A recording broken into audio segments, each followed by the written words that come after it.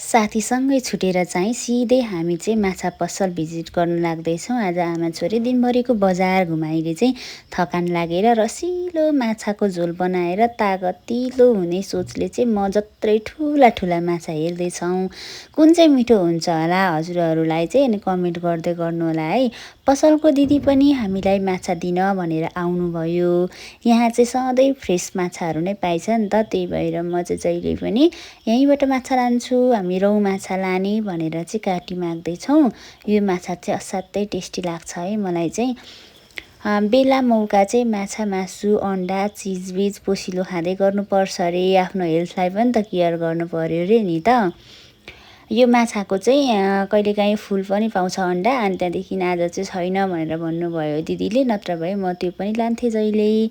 हाम्रो दिदीको माछा पसलमा चाहिँ लास्टै चलेको छ, ग्राहकहरू पनि एकदमै धेरै आउनुहुन्छ, घुइँचो लाग्छ। हामी चाहिँ बिदा भयौँ दिदी, बाई बाई। अर्को सिधै साथीको पसलतिर जान्छौँ है हामी चाहिँ क्यामेरा घुमाएर। ल यो चाहिँ मेरो साथी हो अनि साथीको पसल। यहाँ चाहिँ दिदी पनि हुनुहुन्छ। एकदमै राम्रो राम्रो क्वालिटीको चप्पलहरू आएको छ, होलसेल पसल हो हाम्रो दिदीको। एकदमै राम्रो सुज छ, हेर्नु है। साथी जत्तिकै राम्रा जुत्ता चप्पल पनि राम्रा राम्रा छन्, यहाँ पनि भिजिट गर्नु होला।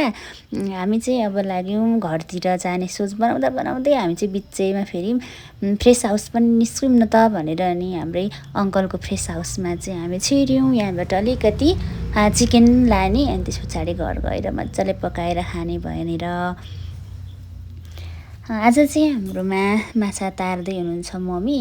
मजाले माछा फ्राई गरेर तारेर खाएर चाहिँ अनि रमाइलोसँगले बस्ने भनेर सोच बनाइएको। त्यही भएर चाहिँ हामीले आज मजाले बक बक बक माछा उमालेर भात पनि पस्केर खायौँ। विशेष गरी आज हाम्रोमा क्युट एन्ड सानी बेबी हुनुहुन्छ, सानो नानी, हाम्रो पाहुना है विशेष गरेर चाहिँ उहाँ। अनि सबैजना हामी भएर साथी हामी सबै मिलेर खाना खाएर चाहिँ एकदमै रमाइलोसँगले गफसफ गरेर हामी आज चाहिँ सुत्नेवाला छौँ। हजुरहरू पनि के कसो गर्नुहुन्छ गर्दै गर्नु, भिडियोहरू चाहिँ हेर्दै गर्नु होला। म फेरि नेक्स्ट भिडियोमा भेट्नेछु भन्दै बाई बाई सबैजनालाई।